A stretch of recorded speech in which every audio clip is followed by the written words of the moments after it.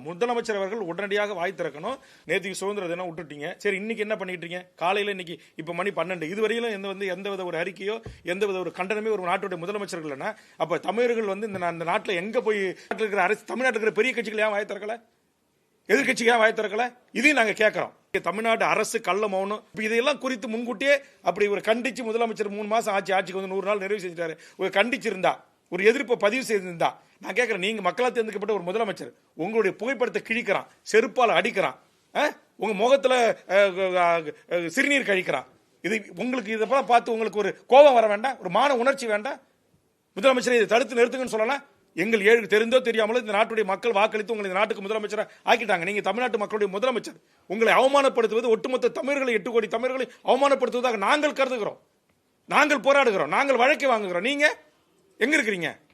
புதிய ஆட்சி தாவேகா ஜோசப் விஜய் ஆட்சிக்கு வந்தால் உடனடியாக நான் கட்டுப்படுத்திடுவேன் அப்படின்னு கடுமையாக தேர்தல் பரப்புரையில எல்லாம் ஏற்கனவே முந்தைய ஆட்சி மேலே குற்றச்சாட்டு சொன்னார். இப்போ ஆட்சிக்கு வந்து 100 நாட்கள் ஆகுது. ஆனால் இன்னைக்கு கூடுதலாக இதுவரைக்கும் இல்லாத அளவுக்கு புழக்கம் மேலோங்கி தேர்தலுக்கு முன்பு எப்படியெல்லாம் வீரவசனம் பேசுறது ஜோசப் விஜய் தேர்தல் கடந்து 100 ஆண்டுகள் முதலமைச்சரானவர் 100 நாள் ஆயிடுச்சு. சம்பவம் தொடர்ந்து பள்ளியில் மாணவர்கள் படுகொலை செய்யப்படுகிற அளவுக்கு சட்டம் ஒழுங்கு சீரழிந்து கிடக்கிறது. பெண் பிள்ளைகளை பாதுகாப்பு இல்லை.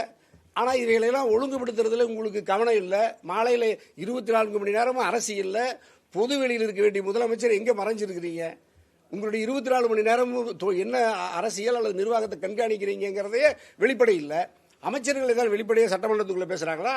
சட்டமன்றத்துக்குள்ள ஆளுகிற கட்சி பதில் சொல்லல. சட்டமன்றத்துக்குள்ள இருக்கிற எதிர்கட்சிகளாவது இதை பத்தி ஒரு கூர்மையான விவாதங்களை பிரதான ஆளுகிற திமுகவோ அதிமுகவோ பிரதானமா இதை நேர்மையா விவாதிக்கிறாங்களா? இதோட கொடுமை இன்னும் அந்த மதுபானத்துல நீங்க வந்து மதுவை கட்டுப்படுத்துறேன்னு சொன்ன விஜய் 11 வகையான மதுபானத்தை செயற்கை நிறமூட்டி சுவையூட்டின்னு சொல்லிட்டு ஒரு 24 மணி நேரத்துக்கு முன்னாடி தடை செய்றீங்க. 24 மணி நேரத்தில் மதுபான ஆலைகளுக்கு மீண்டும் அதை ஒழுங்குபடுத்தி விற்பனைக்கு மீண்டும் அனுமதிச்சிருக்கீங்க.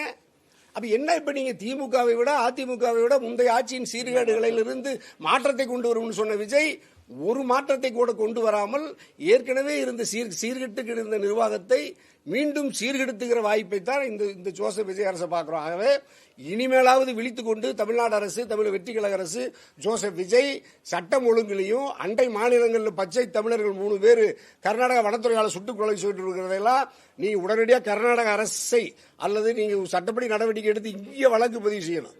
இங்கே வழக்கு பதிவு செய்து அந்த வனத்துறையினரை கைது செய்யணும். அந்த இறந்து போன தமிழர்களுக்கு அரசு வேலை கொடுங்க. உங்க கட்சிக்கு மாநாட்டுக்கு வந்து கூட்டத்துக்கு வந்து நெரிசல் இருந்தா அரசு வேலை உச்சநீதிமன்றத்து வரைக்கும் போய் உறுதி செய்றீங்க. 20 லட்சம் ரூபாய் பணம் கொடுத்துருந்தீங்கல்ல. இந்த 3 தமிழர்களுக்கு உடனடியாக அரசு குடும்பத்தினுடைய அரசு வேலை கொடுக்கணும். தமிழ்நாடு அரசு கர்நாடக அரசு கிட்ட இழப்பீட்டை வாங்கி இழப்பீடு கொடுக்கணும். அதே மாதிரி இந்த கல்லூரி போதை பழக்கத்தில் இன்னைக்கு தனுசும் அமுதனும் இறந்திருக்காங்க. அந்த குடும்பத்துக்கு அரசு வேலை தரணும். 1 கோடி ரூபாய் இழப்பீடு தரணும்.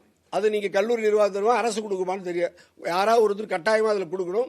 இவைகளெல்லாம் குறித்து தமிழ்நாட்டை ஆளுகிற கட்சியும் பிரதான எதிர்கட்சிகளும் மக்களின் மீது அக்கறை இல்லாமல் இருக்கலாம். 8 கோடி தமிழர்களை உயிருக்கு உயிராக நேசிக்கிற இயக்கங்கள் தான் நாங்க. 24 மணி நேரமும் பதவிகளையோ அல்லது எந்த தடித்த அரசியல் ஆதாயத்தை எதிர்பார்க்காத மக்களோடு மக்களாக இருந்து 24 மணி நேரமும் இயங்குகிற தலைவர் பெருமக்கள் தான். நாங்க பல்வேறு மக்களுக்காக போராடி பல்வேறு வழக்குகளை சந்தித்து சிறைக்கு போன தலைவர்கள் நாங்க. இப்ப ஆட்சியில் இருக்கிறவங்களும் எதிர்கட்சிகளும் ஒரு வழக்கு ஒரு நாள் சிறைக்கு போகாதவங்க.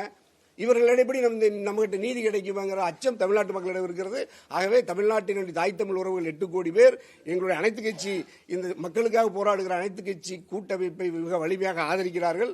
எதிர்காலத்தில் இதுபோன்ற கல்லூரி மாணவர்கள் போதை பழக்கத்துக்கு இரையாவதை தடுக்காத தமிழக அரசையும் அதே மாதிரி கர்நாடகாவில் இந்த பாதிக்கப்பட்டு உயிரிழந்த 3 தமிழர்களுக்கு நீதியும் சட்டப்படி குற்றவாளிகள் தண்டிக்கப்படுவதையும் மாஞ்சோலை அதே மாதிரி மேகமலையில ஒரே ஒரு மனிதனுக்கு கூட வாழ்விடத்தை சிதைப்பதற்கு உச்சநீதிமன்றம் அல்லது அதனுடைய பரிந்துரைத்த கமிட்டியோ மத்திய அரசோ மாநில அரசோ காவல்துறையோ அல்லது துணை ராணுவமோ ஒரே ஒரு மனிதனை கூட அவருடைய வாழ்விடத்தில் இருந்து அந்த வாழ்வாதார பகுதியிலிருந்து வெளியேற்றக்கூடாது என்று நாங்கள் எடுக்கிற போராட்டம். காவேரி மேகதாது அணை கட்டக்கூடாது. இந்த போராட்டத்தில் நாங்கள் முன்னெடுத்திருக்கோம். நாங்கள் எடுத்த எந்த போராட்டமும் இதுவரை தோற்றதில்லை. ஜல்லிக்கட்டை நாங்கள் தான் போராட்டம் எடுத்தோம். IPL கிரிக்கெட் போட்டியை நாங்கள் தான் நிறுத்தினோம். பல்வேறு போராட்டங்கள் அப்படி எத்தனையோ போராட்டங்கள் வென்ற இயக்கங்கள் நாங்கள். ஆகவே இந்த முன்னணி நாங்கள் எடுத்திருக்கிற இந்த பிரச்சனைகளையும் கட்டாயமாக நாங்கள் வெற்றி பெறுவோம். 8 கோடி தமிழ்நாட்டு மக்களின் உணர்வுகளை பிரதிபலிப்போம். எதிர்க்கட்சியும் தமிழக ஆளுகிற கட்சி வெற்றி கழகமும் இனிமேலாவது திருந்தி இது மாதிரியான மக்கள் விரோத சிக்கலில் இருந்து சட்டம் ஒழுங்கை சீராக்கி மக்களை பாதுகாப்பாக வைக்கணுங்கிறத எங்களுடைய வேண்டுகோளாக வைக்கிறது. அவ்வளவு உங்களுக்கு இதெல்லாம் ஒரு மேட்ரு இல்லை, உங்களுக்கு ஒரு மேட்ரு இல்லை. இது உங்களுக்கு சுதந்திர தினமே ஒரு சும்மா தினம் ஆகிப்போச்சு. அதில் நாங்கள் பேசி இதில் பயன் இல்லை. அன்பு சகோதரர், நாம் தமிழர் கட்சியினுடைய தலைமை ஒருங்கிணைப்பாளர் சீமான் அவர்கள் குறிப்பிட்டது போல இன்று 2-3 முக்கியமான அம்சங்கள் குறித்து விரைவில் நடைபெறக்கூடிய போராட்டங்கள் குறித்து ஏற்கனவே நாங்கள் கடந்த 1ஆம் தேதி ஆகஸ்ட் மாதம் 1ஆம் தேதி சென்னையில் கூடிய அனைத்துக் கட்சி கூட்டத்தில் நிறைவேற்றப்பட்ட தீர்மானங்களின் அடிப்படையிலும் 7ஆம் தேதி மேகதாது அணைக்கட்டு குறித்து நடைபெற்ற ஆர்ப்பாட்டத்தை தொடர்ந்து 8ஆம் தேதி நடைபெற்ற எங்களுடைய ஆலோசனை கூட்டத்திலும் எடுக்கப்பட்ட தீர்மானத்தின்படி இன்று சில முக்கியமான அறிவிப்புகளை கொடுக்க இருக்கிறோம். மாஞ்சோலை தேயிலை தோட்ட தொழிலாளர்களுடைய பிரச்சனை மற்றும் மேகமலையில் வாழக்கூடிய மக்களுடைய பிரச்சனைகள் நாம் சென்னையிலே இருக்கின்ற பல பேர் சென்னையில் இருக்கின்ற காரணத்தினால் அதனுடைய முக்கியத்துவம் பல பேருக்கு தெரியாமல் போய்விடுகிறது. இதுதான் மிக முக்கியமான பிரச்சனை. அண்ணன் சகோதரர் சீமான் அவர் சொன்னது கூட, திருநெல்வேலியினுடைய தென்கோடியில் அம்பாசமுத்திரம் தாலுகாவில் இருக்கக்கூடியது மாஞ்சோலை பிரச்சனை. தேனி மாவட்டத்தினுடைய கடைப்பகுதியில் இருக்கக்கூடியது மேகமலை பிரச்சனை. எனவே இது பொதுவாக மலைப்பகுதியில் இருக்கக்கூடிய பிரச்சனைகளை வெளியே கொண்டு வருவது கடினம். அதுவும் சென்னைக்கு தலைநகருக்கு அருகாமல் இல்லாத காரணத்தினாலே இந்த பிரச்சனையுடைய தீவிரத்தன்மையை இன்னும் மக்கள் புரிந்து கொள்ளாத ஒரு நிலை இருக்கிறது. இதனுடைய விளைவாகவே பல்லாயிரக்கணக்கான மக்கள், ஏற்கனவே 10,000க்கு மேற்பட்ட மக்கள் மாஞ்சோலையில ஏறக்குறைய 6 தலைமுறைகளுக்கு மேலாக வாழ்ந்து கொண்டிருந்தார்.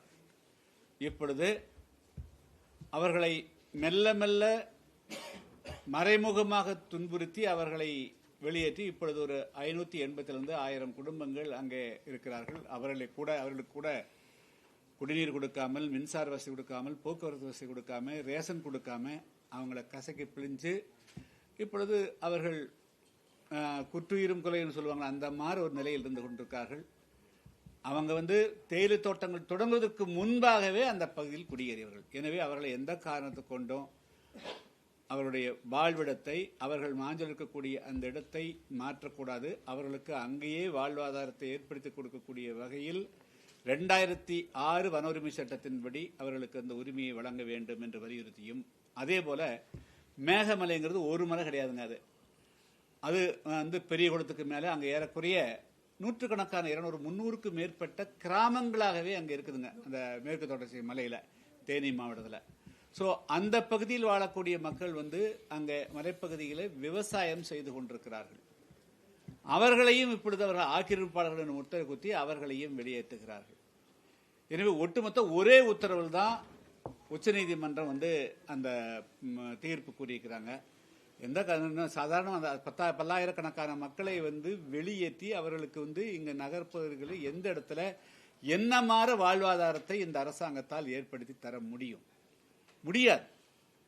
எனவே அந்த மக்கள் அந்த மக்கள் இயற்கையினுடைய எந்த வளத்துக்கும் இப்ப தாமிரபரணிக்கு அங்க மாஞ்சோலை மக்கள் எந்த விதமான இடையூறும் பண்ணல. வைகை உற்பத்தி ஆகிறதுக்கோ வைகைக்கு அது மாதிரி மேகமலை மக்கள் எந்த விதமான தொல்லையும் பண்ணல. அங்க இருக்கக்கூடிய யானைகளுக்கோ புலிகளுக்கோ அல்லது வேறு பிற இனங்களுக்கோ எந்த விதமான தொல்லைகளும் அவர்கள் ஏற்பாடு செய்யவில்லை. எனவே அப்படிப்பட்ட இருக்கிற நிலையில நாங்க ரிசார்ட் கட்ட போறோம், அதை ஒரு சுற்றுலா தலமா பண்ண போறோம், அடுத்து பாதுகாக்கப்பட்ட காடுகள் ரிசர்வ் ஃபாரஸ்டை உருவாக்க போறோம் என்று தவறாக இந்த வன அதிகாரிகள், ஓய்வு பெற்ற வன அதிகாரிகள் அவங்க ஒரு சங்கமா வச்சுட்டு அவங்க பல்லாயிரக்கணக்கான கோடி செல்வது, பெரிய பெரிய லாயரை வச்சு வாதாடி, எனவே இவங்கனாலதான் எல்லா ஆறுகளுமே வறண்டு போன மாதிரி ஒரு தனியா பிக்சர் பண்ணி சுப்ரீம் கோர்ட்ல கொடுக்கறதுனால சுப்ரீம் கோர்ட்டுகளும் அதை நம்பி ஒரு தவறான உத்தரவுகள் பிறப்பித்திருக்கிறார்கள். எனவே தமிழ்நாடு அரசு மீண்டும் மறுசீராய்வு 2 தடவை போடலாம், 3 தடவை போடலாம், 4 தடவை போடலாம். எனவே தமிழ்நாடு அரசு ஒரு தனியாக ஒரு ஸ்பெஷல் உத்தரவையும் போட முடியும். தற்காலிகமாக அந்த மக்களுடைய வாழ்வாதாரங்களுக்கு மாற்று ஏற்பாடு செய்கின்ற வரையிலும் எங்களால் மாஞ்சோலையிலிருந்து அந்த மக்களை வெளியேற்ற முடியாது, அதே போல மேகமலையிலிருந்தும் வெளியேற்ற முடியாது என்று ஒரு பிரமாணத்தை உச்சநீதிமன்ற தாக்கல் பண்ணிட்டு அந்த மக்களை இப்பொழுது காவல்துறை வைத்தோ அல்லது துணை ராணுவத்தை வைத்தோ வெளியேற்றக்கூடிய எந்த செயலும் ஈடுபடக்கூடாது என வலியுறுத்தி வருகிற 29ஆம் தேதி என்று திருநெல்வேலியில் மாஞ்சோலை தேயிலை தோட்ட தொழிலாளர்களுக்கும் மேகமலைக்கு 2க்கும் சேர்த்து திருநெல்வேலியில் இதே கூட்டமைப்புடைய அனைத்து தலைவர்களும் இப்பொழுது வேல்முருகன் இருக்கிறார்கள், தனியரசு அவர்கள் இருக்கிறார்கள், அதே போல திருமாரந்தி இருக்கிறார்கள், ஜெகன்மூர்த்தி, பாபுஜி உள்ளிட்ட பல்வேறு தலைவர்கள் இருக்கிறாங்க. எல்லோருமே கலந்து கொள்ளக்கூடிய ஆர்ப்பாட்டம் இப்பொழுது ஆகஸ்ட் மாதம் 29ஆம் தேதி என்று காலை 11 மணி அளவில் திருநெல்வேலியில் இந்த ஆர்ப்பாட்டம் நடைபெறுகிறது. அதைத் தொடர்ந்து மேகமலைக்கு மட்டும் தனியாக நாங்கள் செப்டம்பர் மாதத்தில் 2வது வாரத்தில் தேதி மீண்டும் அறிவிப்போம். அவர் திருமாறன் அவர்களுக்கு ஏற்பாடு செய்கிறாரு. அது மதுரை அல்லது தேனியிலுங்கிறது அதை நாங்கள் பின்னால் சொல்வோம். எனவே நாங்கள் தொடர்ச்சியாக இந்த மலைய பகுதியில் வாழக்கூடிய மக்களுக்கு 2006 வன உரிமை சட்டத்தின்படி அவர்கள் பழங்குடி மக்களாக இல்லாவிட்டாலும் கூட ஒரு 3 தலைமுறை 4 தலைமுறைக்கு மேலாக மலைய பகுதியில் வாழ்ந்து கொண்டிருந்தால் அவர்களுக்கு அங்கேயே அவர்கள் இடம் அளிக்கணும், எந்த துன்புறுத்தக்கூடாது என்பது ஏற்கனவே ஒரு சட்டம் 2006 வன உரிமை சட்டம் நாடாளுமன்றத்தில் நிறைவேற்றப்பட்டிருக்கிறது. அதன்படி இந்த அரசு நடந்தாலே போதும். அதை வலியுறுத்தான் மாஞ்சோலை தேயிலை தொழிலாளர்களுக்கு அவருடைய உரிமையை மாஞ்சோலையிலே தீர்மானிக்க வேண்டும், அவர்களை எந்த காரணத்தை கொண்டும் அப்புறப்படுத்தக்கூடாது என்று வலியுறுத்தி 29ஆம் தேதி ஆர்ப்பாட்டம். செப்டம்பர் 2வது வாரத்தில் மக்களுடைய பிரச்சனைக்காக மதுரை அல்லது தேனியில் அதே கோரிக்கை வலியுறுத்தி போராட்டம் நடைபெற இருக்கிறது.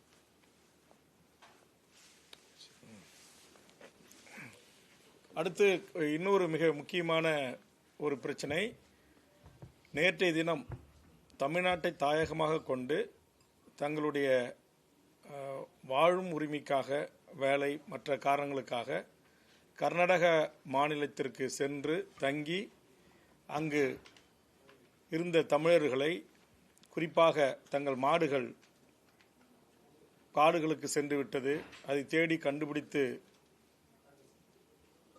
அதனுடைய தாயக இடமான அவர்கள் வாழ்கின்ற அந்த இடத்துக்கு கொண்டு வர வேண்டும் என்ற நோக்கத்தோடு 4 தமிழ்நாட்டு இளைஞர்கள் கர்நாடக வனப்பகுதிக்கு சென்றவர்களை கர்நாடக வனத்துறை அநியாயமாக, அக்கிரமமாக அவர்கள் மான் வேட்டையாட வந்தார்கள் என்று அவாண்டமான பழி சுமர்த்தி அவர்களை அருகில் அழைத்து விசாரிக்காமலேயே தமிழர்கள் என்று தெரிந்த உடனேயே அந்த தமிழில் பேசியது தமிழர் அதை புரிந்து கொண்டு அந்த இன வெறியோடு கர்நாடக வனத்துறை சுட்டு படுகொலை செய்திருக்கிறது. அந்தோணிசாமி, குமார், பீட்டர் என்ற 3 தமிழ்நாட்டை சார்ந்தவர்கள், 3 பேருக்கும் திருமணமாகி குழந்தைகள் இருக்கிறது. இன்றைக்கு அவர்கள் மிகப்பெரிய மன உளைச்சலுக்கு ஆளாகி, பாதிப்புக்குள்ளாகி, கர்நாடகத்தில் வாழ்கின்ற அப்பகுதியினுடைய தமிழர்கள் ஆயிரக்கணக்கிலே திரண்டு போராடி இது திட்டமிட்ட படுகொலை என்று, இதற்கு நீதி விசாரணை வேண்டும், குடும்பத்திற்கு போராட்டக் குழுவின் சார்பாக 2 கோடி ரூபாய் ஒருவருக்கு நிவாரணம் வழங்க வேண்டும் என்று கோரிக்கை வைத்து போராடி இருக்கிறார்கள். போராடியவர்களை கர்நாடக காவல்துறை காட்டு மிராண்டித்தனமாக தாக்கி அதில் 5 கைது செய்து தற்போது காவல் நிலைய சித்திரவதைக்கு உள்ளாக்கப்பட்டிருக்கிறார்கள். இதை மிக வன்மையாக இந்த அனைத்து கட்சிகளின் கூட்டமைப்பின் சார்பாக நாங்கள் கண்டிக்கிறோம். கடந்த ஆண்டு இதுபோன்று கர்நாடக எல்லையில் மீன்பிடிக்க வந்தார்கள் என்று மேட்டூர் அருகே சேர்ந்த ஒரு மீனவர் குடியில் பிறந்த ஒருவரை அநியாயமாக இதுபோன்று அவரும் எல்லை தாண்டி வந்தார் என்று சுட்டு படுகொலை செய்தார்கள். ஏற்கனவே ஆந்திராவில் 20 அப்பாவி தமிழர்கள் கூலி வேலைக்கு சென்றவர்கள், சித்தாளுக்கு, கொத்தனாருக்கு போன்ற வேலைகளுக்கு சென்றவர்களை பிடித்து செம்மரம் கடத்த வந்தார்கள் என்று காடுகளிலே கட்டி வைத்து தீயிட்டு கொளுத்தி அவர்களை சுட்டு அநியாயமாக படுகொலை செய்தார்கள். இது இல்லாமல் நூற்றுக்கணக்கான உயிர்கள் ஆந்திரா காவல்துறை விசாரணையில் கொல்லப்பட்டிருக்கிறது. இன்னமும் நூற்றுக்கணக்கானவர்கள் தமிழர்கள் விசாரணையின்றி ஆந்திர சிறையில் இருக்கிறார்கள். ஆக தமிழர்களுடைய உயிர் என்றாலே ஒரு கிள்ளுக்கரையாக அண்ட மாநிலங்கள் நினைக்கிறது. கடந்த 2011-12 ஆண்டுகளில் ஐயப்பனை தரிசிக்க சென்ற விழுப்புரம் மாவட்டத்தைச் சேர்ந்த ஒரு கூலி விவசாயி சாந்தவேலை சுடு வெந்நீரை ஊற்றி அவர் துடிக்க துடிக்க இறந்து போனார். அதற்காக நாங்கள் நீதி கேட்டோம். செம்மரம் கடத்த வந்தார்கள் என்று அப்பாவிகளை சுட்டுக் கொள்கிறீர்களே என்று நாம் அப்போது கவர்னர் மாளிகையை 50,000க்கு மேற்பட்ட தமிழக மக்களை அணிதிரட்டி தமிழக வாழ்வுரிமை கூட்டமைப்பின் சார்பாக மிகப்பெரிய போராட்டங்களை முன்னெடுத்தோம். அந்த குடும்பத்துக்கு கொஞ்சம் நிவாரணம் கிடைக்கப்பட்டதை தவிர அந்த உயிர் தியாகத்துக்கு இதுவரையில் நீதியின் முன் நிறுத்தி அந்த வனத்துறையினரோ காவல்துறையிலோ தண்டிக்கப்படவில்லை. இங்கு தமிழ்நாட்டு மீனவர்கள் மீன்பிடிக்க சென்றால் சிங்கள ராணுவம் சுட்டு படுகொலை செய்கிறான். ஐயப்பன் கோயிலுக்கு சாமி கும்பிட போன அங்க மலையாளிகள் கேரள காவல்துறை வனத்துறை அடிச்சு கொள்றான். இங்க ஆந்திராவிலையும் தெலுங்கானாவிலையும் இது போன்ற நிலைமை ஏற்படுகிறது என்று சொன்னால் தமிழ்நாடு முதலமைச்சர் நான் இந்த நேரத்தில் வேண்டுவது, வட இந்தியர்கள் இங்கு தாக்கப்படுகிறார்கள் என்கிற ஒரு வதந்தி பரவிய உடனேயே அந்த நாட்டுடைய துணை முதலமைச்சரிலிருந்து அந்த நாட்டுடைய சீஃப் செக்ரட்டரி தலைமைச் செயலாளருக்கு நிகரான அதிகாரிகள் குழுவை அனுப்பி வட இந்தியர்கள் இங்கு உயிர் அச்சம் இல்லாமல் வாழ்கிறார்களா என்பதை உறுதி செய்து நாட்டுடைய டிஜிபி, போலீஸ் கமிஷனர், ஜோனல் கமிஷனர்கள், ஐஜிக்களோடு கூட்டம் நடத்தினார்கள். ஆனால் இறந்து 24 மணி நேரம் இன்றைக்கு 3 அப்பாவி தமிழர்கள் பிழைக்கப் போன இடத்தில் சுட்டு படுகொலை செய்திருக்கிறது கர்நாடக அரசு. தமிழ்நாட்டு முதலமைச்சரிடமிருந்து ஒரு கண்டனம் கூட இதுவரையில் வரவில்லை. உடனடியாக ஒரு கூடுதல் தலைமைச் செயலாளர், ஒரு கூடுதல் காவல்துறை இயக்குநர் தலைமையில் 302 கொலை வழக்கு பதிவு செய்து அவர்கள் நீதியின் முன் நிறுத்த முதலமைச்சர் அழுத்தமான வேண்டுகோளை முன்வைக்க வேண்டும். உயிரிழந்த குடும்பத்திற்கு உரிய நிவாரணத்தை கர்நாடக அரசிடமிருந்து பெற்றுத்தர வேண்டும். இல்லை என்றால் இதில் ஒத்த கருத்துள்ள இந்த அனைத்து கட்சிகள் கூட்டமைப்பு மற்றும் தமிழர் வாழ்வுரிமை கூட்டமைப்பில் இருக்கிற ஒத்த இயக்கங்கள், சமூக மாற்றத்திற்காக களத்தில் இருந்து போராடுகிற இயக்கங்களை அணிதிரட்டி இந்த படுகொலைக்கு காரணமாக இருந்த கர்நாடக வனத்துறையைச் சேர்ந்த எவர் தமிழ்நாட்டின் எல்லைக்குள் வந்தாலும் அவர்களை தமிழக சூடு, சொரண, மானம், தன்மானம், மொழி உணர்வு, இன உணர்வு பற்றுள்ள தமிழர்கள் ஒன்று கூடி அதற்கான மிகப்பெரிய ஒரு போராட்டத்தை எடுப்போம் என்பதை கர்நாடக அரசுக்கு எச்சரிக்கையாக பதிவு செய்கிறோம். தொடர்ந்து தமிழ்நாட்டு தமிழர்களை அங்கு அடிப்பதும், கொலை செய்வதும், வீடுகளை சூறையாடுவதும், பேருந்துகளை எரிப்பதும் என்கிற வன்முறை வெறியாட்டம் காவேரி மேகதாட்டில் இன்றைக்கு அணையை கட்டப்போகிறோம் என்று சொல்லிவிட்டதோடு மட்டுமல்லாமல் உச்சநீதிமன்றங்கள் காவிரி நதிநீர் ஆணையம் கூறிய தண்ணீரை மாத அளவில் திறந்து விடுவதற்கு நேர் மாறாக இன்றைக்கு அங்கு இருக்கிற விவசாயிகளையும் அங்கு இருக்கிற கன்னட வேதிய கும்பல்களையும் தூண்டிவிட்டு இன்றைக்கு தமிழ்நாடு பேருந்துகள் தடுத்து நிறுத்தப்படுகின்றன, சரக்குந்துகள் நிறுத்தப்படுகிறது, மகிழுந்துகள் நிறுத்தப்படுகிறது. தமிழர்கள் உயிரச்சத்திலேயே அண்டை மாநிலம் கர்நாடகத்துக்கு சென்று வரக்கூடிய அவலத்துக்கு தமிழர்கள் தள்ளப்பட்டிருக்கிறோம். தமிழ்நாட்டு மக்களால் தேர்ந்தெடுக்கப்பட்ட அரசும் காவல்துறையும் அரசு இயந்திரமும் கள்ளமும் சாதித்துக் கொண்டிருக்கிறது. இதை நாங்கள் மிக வன்மையாக கண்டிக்கிறோம். ஆதலால் கர்நாடக அரசுக்கு எச்சரிக்கையாக நாங்கள் சொல்ல விரும்புவது, உங்கள் அரசு பேருந்துகள் எங்கள் மண்ணுக்கு வந்து போகின்றன, உங்கள் அரசு அதிகாரிகள் வாகனங்கள் எங்கள் மண்ணுக்கு வந்து போகிறது, உங்கள் அரசியல்வாதிகள் அதிகாரிகள் விமானத்தின் மூலமாக மகிழ்வதின் மூலமாக எங்கள் மாநிலத்திற்கும் எங்கள் எல்லைக்கும் வந்து போகிறீர்கள். தமிழர்களுக்கு அங்கு இழக்கப்படுகின்ற அநீதி போல் நாங்களும் இங்கு திருப்பி அதற்கான நடவடிக்கைகள் இறங்கினால் இது இரு மாநில மக்களின் சகோதரத்துவம் பாதிக்கப்படும் என்கிற அந்த மாந்தநேய மனிதநேய அடிப்படையில் தமிழர்கள், அரசியல் கட்சிகள், தமிழ் தேசிய அமைப்புகள், இங்கு இருக்கக்கூடிய பெரியாரிய, அம்பேத்கரிய, மார்க்சிய சிந்தனையாளர்கள் நாங்கள் அப்படி சிந்திக்கிறோம். ஆனால் கர்நாடகா ஒருபோதும் அப்படி சிந்தித்தது இல்லை. அங்கிருக்கிற கன்னட வெறி கும்பல்களை தூண்டிவிட்டு அதற்கு பின்னால் அரசு பதுங்கிக் கொள்கிற இந்த மோசமான நடவடிக்கை முற்றுப்புள்ளி வைக்க வேண்டும். அதற்கு உரிய நடவடிக்கைகளை தமிழ்நாடு முதலமைச்சர் போர்க்கால அடிப்படையில் எடுக்க வேண்டும் என்று இந்த நேரத்தில் நான் வலியுறுத்தி கேட்டுக்கொள்கிறேன். இதை செய்ய அவர்கள் தவறினால் நிச்சயம் வேறு விதமான விளைவுகளை கர்நாடக அரசு இயந்திரம் தமிழ்நாட்டில் சந்திக்கும் என்பது எச்சரிக்கையாக நான் பதிவு செய்கிறேன். முழுக்க முழுக்க உண்மைக்கு மாறான குற்றச்சாட்டு. அவருடைய தாய், அவருடைய மனைவி, அவருடைய உறவுகள், அங்கே இருக்கிற சட்டப்பேரவை தொகுதியினுடைய உறுப்பினர் விடிய காலம் வரையில் அதற்கான போராட்ட களத்தில் இருந்தார். இவர்கள் எல்லாம் இது முழுக்க முழுக்க திட்டமிட்ட ஜோடிக்கப்பட்ட உண்மைக்கு மாறான பொய்யான செய்தி என்பதை ஆயிரக்கணக்கான மக்கள் கூடி அங்கு தெரிவித்திருக்கிறார்கள். அந்த தொகுதியினுடைய சட்டப்பேரவை உறுப்பினர் அந்த மக்களோடு போராட்ட களத்தில் மக்கள் பக்கம் இருக்கிற நியாயத்தை உணர்ந்து போராட்ட களத்தில் நின்றிருக்கிறார். ஆக தயவு செய்து தமிழ்நாட்டு ஊடகங்களை நான் வேண்டி கேட்டுக்கொள்வது, மான் வேட்டைக்கு போனார்கள், துப்பாக்கி வைத்திருந்தார்கள், அதனால் கர்நாடகா வனத்துறை சுட்டது என்று அவர்கள் கொடுக்கின்ற அந்த செய்தியை தயவு செய்து தமிழர்களாக பிறந்த தமிழ்நாட்டில் ஊடகம் நடத்துகிற பத்திரிகை நடத்துகிற நீங்கள் வெளியிட வேண்டாம் என்பது உங்களை நான் கைகூப்பி கேட்டுக்கொள்கிறேன். ஒரு தொலைக்காட்சி கூட வெட்டிருந்துச்சு, மான் வேட்டைக்கு சென்ற தமிழர்கள் சுட்டுக் கொல்லப்பட்டார்கள். செம்மர கூலி வேலை போனா அவன் செம்மரம் கடத்த போனான். செம்மரம் கடத்துற விஷயத்தில் உங்களுக்கு தெரியும், அங்க இருக்கிற மந்திரி, அதிகாரிகள், காவல்துறை, வருவாய்த்துறை, வனத்துறை எல்லாருக்கும் அதுல பங்கு இருக்கு. அவன் எவனாச்சும் செத்துருக்கிறானா? அப்ப இது முழுக்க முழுக்க இப்பயே மான்வேட்டைக்கு போற பணக்காரர்கள், எம்எல்ஏ, எம்பி, மந்திரி பல பேர் மான்வேட்டைக்கு போயிட்டு தான் இருக்காங்க. அவர்கள் என்றைக்காவது சுட்டு படுகொலை செய்யப்பட்டிருக்காங்களா? அப்பாவிகள், அதுவும் தமிழர்கள் என்றால் அவ்வளவு தமிழர்களுடைய உயிர் அவ்வளவு இலக்காரமானதா? அப்படியே அவர்கள் துப்பாக்கி வைத்துக் கொண்டு மான்வேட்டைக்கு போனதாகவே வைத்துக் கொள்ளலாம். அவங்கள மானை விட இவங்களுடைய உயிர் மலிவானதா?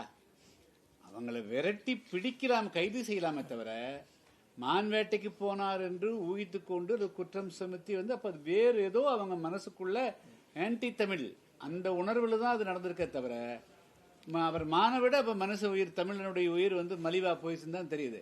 அவங்கள விரட்டலாம், காலுக்குள்ள சுடலாம், ஒருத்தரை பண்ணலாம், 3 பேர் எப்படி சுடுறது? 3 பேர் மார்பல சுட்டு படுகொலை செய்யறது திட்டமிட்ட படுகொலை. கர்நாடக வனத்துறை இது செஞ்சது திட்டமிட்ட படுகொலை. நாங்க குற்றம் சாட்டுறோம். சரி, அடுத்துதான் தம்பி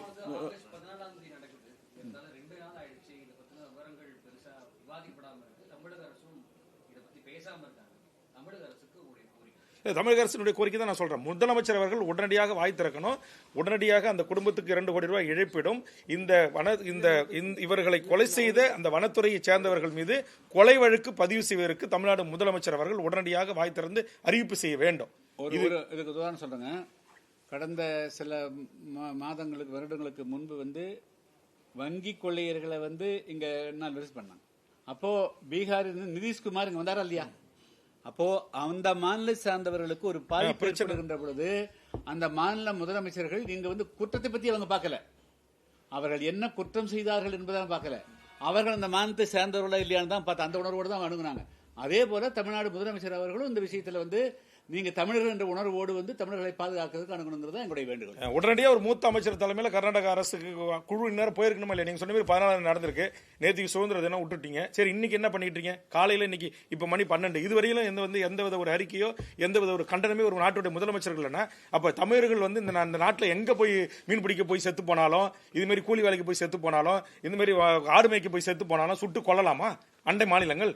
இதற்கு ஒரு நியாயம் தர்மம் இல்லையா? அதுக்காக தான் நாங்கள் ஒருபடி மேலே போய் சொல்றோம். இதுல சரியான நடவடிக்கை எங்களுக்கும் நீதி இந்த 3 பேர் உயிருக்கும் பெற்றுத்தர தமிழ்நாடு முதலமைச்சர் நடவடிக்கை எடுக்கலன்னா தமிழ்நாட்டு எல்லைகளில் கர்நாடக வனத்துறை வாகனங்களா, ஐஎஃப்எஸ் ஆஃபீஸர்களாக எவ்வளவு பெரிய கொம்பனாக இருந்தாலும் சரிதான், நாங்கள் அதற்கு எதிராக அதுக்கான மறியல் போராட்டங்களை கண்டிப்பாக முன்னெடுப்போம். இதெல்லாம் தேதியெல்லாம் சொல்லிட்டு முன்கூட்டியெல்லாம் கிடையாது. ஏற்கனவே இதே மாதிரி நடந்த போது எப்படி நாங்க பல்லாயிரக்கணக்கான மக்களை திரட்டி கவர்னரை கிட்டத்தட்ட 5 மணி நேரம் வெளியே வராம முற்றுகிட்டோம். அதுல வினோத் என்கிற இதே கூட்டமைப்புடைய தலைவர்கள் எல்லாரும் ஒன்னாதான் இருந்து பண்ணணும். அன்னைக்கு வினோத் கட்சியினுடைய தொண்டர் கூட அந்த கூட்ட நெரிசல்ல ஒருத்தர் அங்கேயே செத்து போனான், மின்சார கம்பியில் அடிபட்டு. ஆக ஒரு உயிரை தியாகம் செய்து அந்த 20 உயிருக்கு நாங்கள் நீதி கேட்டிருக்கிறோம். ஆனா எங்களுக்கு இன்னை வரைக்கும் நீதி கிடைக்கல. அந்த வழக்கில் சந்தேகத்தின் அடிப்படையில் கைது செய்யப்பட்ட ஆயிரக்கணக்கான தமிழர்கள் இன்னைக்கு திருப்பதியில் பல சிறையிலே 100கணக்கான பேர் செத்து போயிருக்கான். அப்ப இந்த தமிழனுடைய உயிர்களை குறித்து அச்சமே இல்லையா? இந்த நாட்டில் இருக்கிற அரசு, தமிழ்நாட்டில் இருக்கிற பெரிய கட்சிகள் ஏன் வாய் திறக்கல? எதிர்கட்சிக்கு ஏன் வாய் திறக்கல? இதையும் நாங்க கேட்கிறோம். இது தமிழர் உரிமைக்காக ஒன்று கூடி இருக்கிற இந்த அனைத்து கட்சி தலைவர்கள், இந்த கூட்டமைப்பில் இடம்பெற்று இருக்கிற உணர்வாளர்கள் நாங்கள் கேட்கிறோம். நீங்க தமிழ்நாடு அரசு கள்ள மௌனம் ஏன் காக்குறீங்க? அப்படின்னா இதெல்லாம் தமிழ்நாட்டுடைய உயிர் பிரச்சனைங்க. காவேரி நீர் இருந்தா இன்னைக்கு மேகதாரில் அணை கட்டுறதுக்கு இன்னைக்கு அங்க போய் அவ்வளவு தாக்குதல் நடந்திருக்கு. இப்ப நமக்கு வெளியில பெரிய செய்தி வரல. ஒசூர்ல ஓட விரட்டான் வாட்டர் நாகராஜ் கும்பல் எல்லையில போராடுறான். ஒகேனக்கலுக்கு நான் போராடுறான். அப்ப வன்முறையை ஒரு வேதிய கும்பல்கள் தூண்டி விடுறான். அந்த அரசு ஒரு நடவடிக்கை எடுக்கல. இப்ப இதெல்லாம் குறித்து முன்கூட்டியே அப்படி ஒரு கண்டிச்சு முதலமைச்சர் 3 மாசம் ஆட்சிக்கு 100 நாள் நிறைவு செஞ்சிட்டாரு. ஒரு கண்டிச்சிருந்தா, ஒரு எதிர்ப்பை பதிவு செய்திருந்தா, நான் கேட்கிறேன், நீங்க மக்களால் தேர்ந்தெடுக்கப்பட்ட ஒரு முதலமைச்சர் உங்களுடைய புகைப்படத்தை கிழிக்கிறான், செருப்பால் அடிக்கிறான், உங்க முகத்துல சிறுநீர் கழிக்கிறான். இது உங்களுக்கு இதெல்லாம் பார்த்து உங்களுக்கு ஒரு கோபம் வர வேண்டாம்? ஒரு மான உணர்ச்சி வேண்டாம்? முதலமைச்சரை இதை தடுத்து நிறுத்துங்கன்னு சொல்லலாம். எங்கள் 7 தெரிந்தோ தெரியாமலோ இந்த நாட்டுடைய மக்கள் வாக்களித்து உங்களை இந்த நாட்டுக்கு முதலமைச்சரை ஆக்கிட்டாங்க. நீங்க தமிழ்நாட்டு மக்களுடைய முதலமைச்சர். உங்களை அவமானப்படுத்துவது, ஒட்டுமொத்த தமிழர்களை 8 கோடி தமிழர்களை அவமானப்படுத்துவதாக நாங்கள் கருதுகிறோம். நாங்கள் போராடுகிறோம், நாங்கள் வழக்கை வாங்குகிறோம். நீங்க எங்க இருக்கிறீங்க? இப்ப தமிழ்நாட்டுக்கு வெளியே அண்டை மாநிலங்களில் இப்படி ஒரு நெருக்கடி இருக்கு, உயிர் பறி போகுது.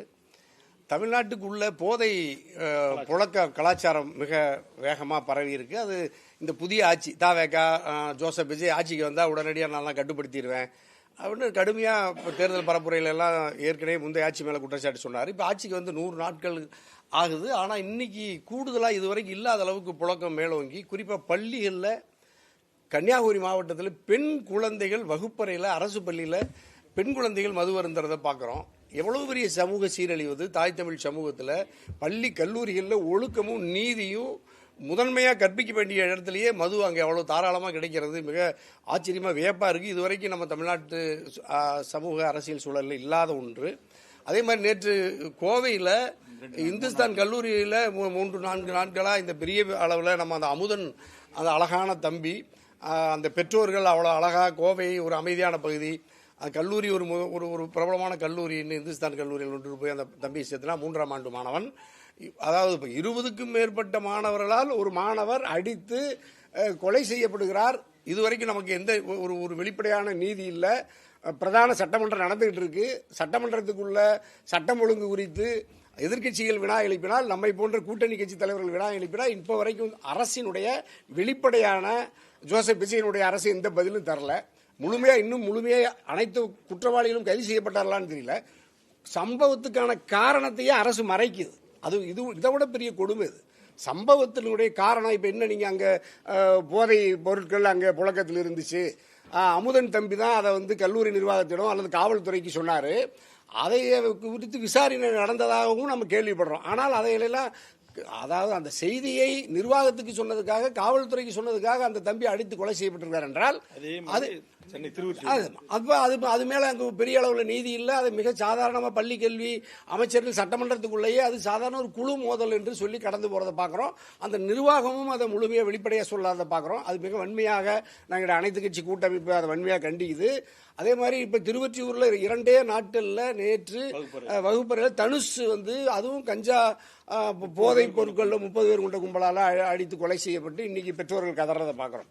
அப்ப பள்ளியில கல்லூரிகளே போதை சந்தைகளாக கேந்திரங்களாக மாறுவது அதை விநியோக மையமாக மாற்றுகிற அளவுக்கு ஒரு சமூகம் சீரழிந்திருக்கிறது. அதை இந்த ஜோசப் விஜய் அரசு வேடிக்கை பார்க்கிறது, கட்டுப்படுத்தல. ஆனா இதை எப்படி நம்ம கட்டுப்படுத்தி இந்த சமூகத்தை நல்வழிப்படுத்தி ஒழுங்குபடுத்துறது? அப்ப நம்ம ஒரு முதல் தலைமுறை பட்டதாரிகளா அந்த பெற்றோர்கள் பட்டியலின சமூகத்தை சார்ந்தவங்க எவ்வளவு சிரமப்பட்டு அந்த பெற்றோர்கள் கதறி அழுகிறத நம்ம கண்ணீரோட பார்க்கிறோம். எப்படி நம்பி பள்ளிக்கு பெண் பிள்ளைகளை அனுப்புனா அது மதுவுக்கு இரையாகி கிடக்கு, ஆண் பிள்ளைகளை அனுப்புனா நீங்க அதுகளும் உயிருக்கே ஆபத்து, உயிர் அச்சம் இருக்கு. இதையெல்லாம் சட்டமன்றம் நடந்துகிட்டு இருக்கிற பொழுதே நடக்குது. இதெல்லாம் என்ன சட்டம் ஒழுங்குதையை கட்டுப்படுத்துறதுல உங்களுக்கு என்ன சிரமம்? அமுதன்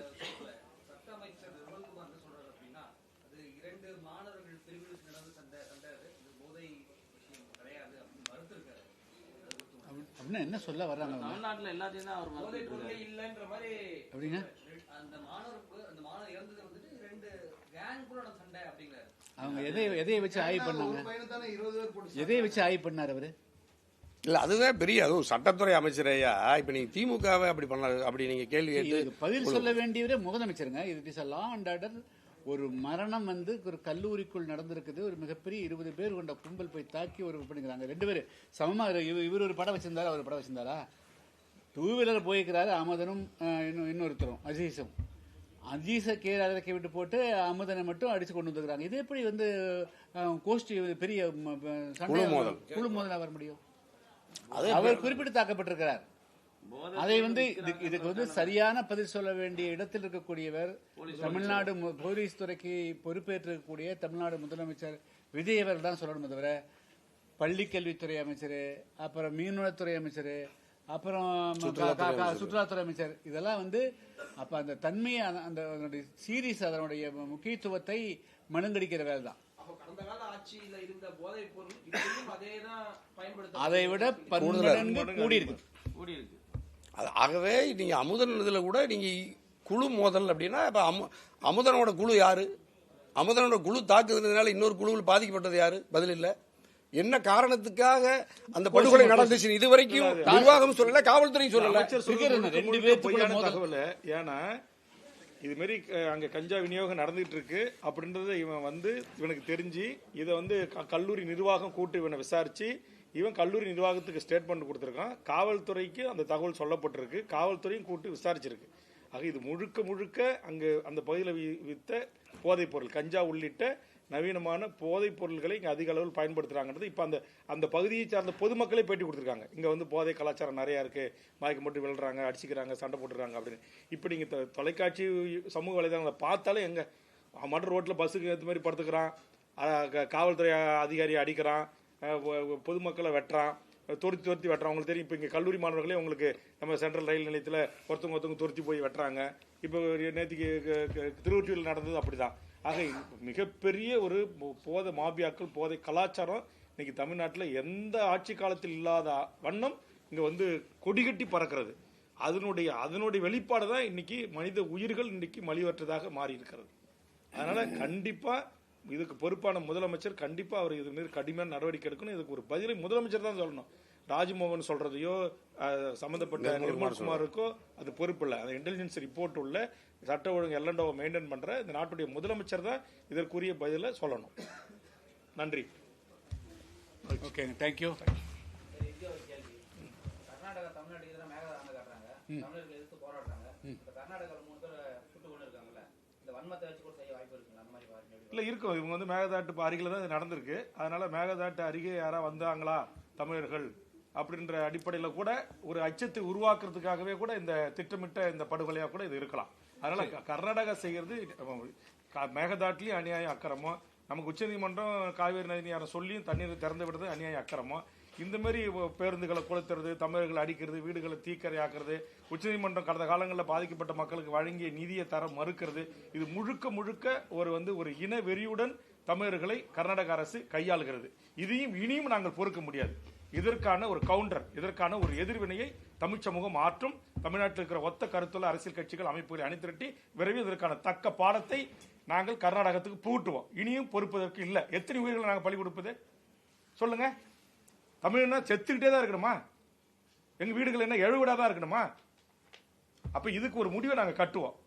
91லிங்க அப்ப இதே மாதிரி காவிரி பிரச்சனை வந்த போது மாண்டியா மாவட்டத்தில் ஆயிரக்கணக்கான தமிழர்கள் தமிழ்நாட்டிலிருந்து போய் பல வருஷங்களாக அங்க கரும்பு விவசாயம் பண்ணுகிறாங்க. அத்தனை குடும்பங்களையும் அடிச்சு விரட்டினாங்க. அவங்க வீட்டில் வரப்போ துணிமணியும் கூட ஒன்று கட்டின துணியோட தான் வெளியே வந்தாங்க. ஸோ எல்லா காலகட்டங்களிலும் இந்த காவிரி பிரச்சனையை வச்சு தமிழர்களுக்கு எதிரான சிந்தனை கர்நாடகத்தில் அப்படியே நீர்பூத்து எப்பப்பெல்லாம் தேவைப்படுதோ அவங்க தமிழர்களை குறி வச்சு தாக்குறாங்க. ஆனால் சிறு சிறு சந்தர்ப்பம் கிடைத்தாலும் கூட அது இது காவிரி மனசில் வச்சு ஆன்டி தமிழ் மக்கள் தமிழக மக்களுக்கு எதிராக நடக்கக்கூடிய செயல்கள் தான். அதனால இந்த பிரச்சனையிலையும் அந்த காவிரி அவர்களை மனசில் வச்சு செயல்படுன்னு சொல்ல முடியாது. இல்ல முக்கியமா நெல்லையில் நடக்கக்கூடிய போராட்டம், மாஞ்சோலை தோட்ட தொழிலாளர்களுடைய பிரச்சனையும் மேகமலை இருக்கக்கூடிய ரெண்டு இந்த பிரச்சனைங்க கர்நாடகத்திற்கு வந்துமா இது ஒரு இன்ட்ரெஸ்டட் பிரச்சனை. ஏற்கனவே நாங்க திடீர் தான் நாங்க தமிழர் வாழ்வுரிமை கூட்டமைப்பு உங்களுக்கு தெரியும் பெரிய பேருந்துகளை பிடிச்சி கன்னட அமைப்புகள் அலுவலகங்கள்ல முற்றுகிட்டோம். அந்த மாதிரி இது அரசுக்கு ஒரு சவுக்கடி கொடுக்கறதுக்கு நாங்க தலைவர்கள் பேசி திடீர்னு அந்தந்த கட்சி தொண்டர்கள் அந்தந்த எல்லைகள்ல இதற்கான எதிர்வினை ஆற்றுவோம். இதுல சரியான நடவடிக்கை எடுக்கணும். அங்க போராட்ட குழு, விவசாயிகள், பாதிக்கப்பட்ட குடும்பங்கள் சொல்லியிருக்காங்க. அவங்க கோரிக்கைகள் ஏற்கப்பட்டு அந்த குடும்பத்துக்கு நீதி வழங்கப்பட்டு அந்த குடும்பத்தில் ஒருவருக்கு கர்நாடக அரசு வேலை கொடுத்து அந்த பாதிப்புக்கான 2 கோடி ரூபாயை வழங்கி திருநாட்டு கொலை வழக்குல அந்த ஃபாரஸ்டை கைது செய்யணும். அப்படி இல்லை என்றால் பல வீரப்பெண்கள் உருவாவாங்க. இது காலத்தின் கட்டாயம். இனிமேல் பொறுக்க முடியாது. Okay, thank you. நன்றி. தேங்க்யூ.